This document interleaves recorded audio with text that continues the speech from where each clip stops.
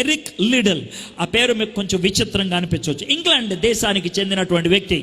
1924 సంవత్సరంలో ఆయన ప్యారిస్లో జరిగేటువంటి ప్రపంచంలో అతిపెద్ద ఆటల పోటీలు, ఒలింపిక్స్ అంటారు, దానికి వచ్చాడు. దాంట్లో 100 మీటర్లో ఆయన పరిగెట్టాలి, ఖచ్చితంగా గోల్డ్ మెడల్ వస్తుంది. ఆయన పరిగెట్టినంత వేగంగా ఎవరూ పరిగెట్టలేరు. అందుకే ఎరిక్ లిడిల్ని తెచ్చుకున్నారు. అయితే ఎరిక్ లిడిల్ యేసయ్య శిష్యుడు. యేసయ్య అంటే తనకు చాలా ఇష్టం.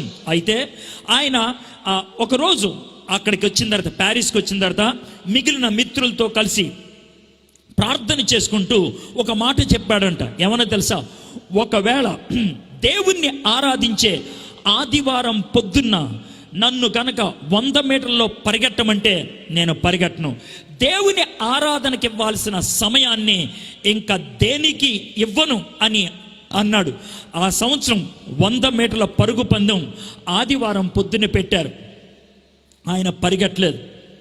ప్రపంచమంతా గగ్గోలు పెట్టింది. మత పిచ్చోడు, బుర్రలేనోడు, తింగరోడు అని భయంకరంగా అపహాస్యం చేశారు.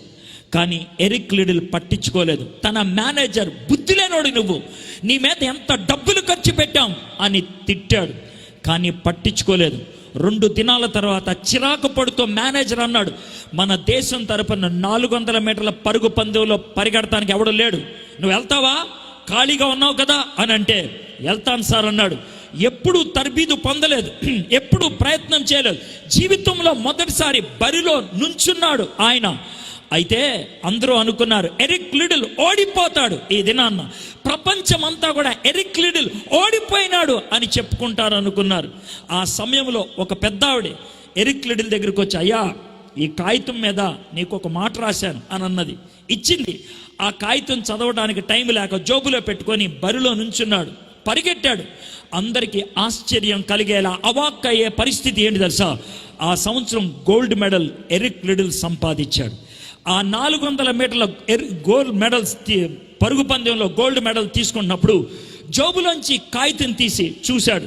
హన్నాకి 1 సమూయేలు గ్రంథం 2వ అధ్యాయంలో దేవుడిచ్చినటువంటి వాగ్దానం ఆ కాగితం మీద రాసింది, నన్ను గౌరవించిన వారిని నేను గౌరవిస్తాను.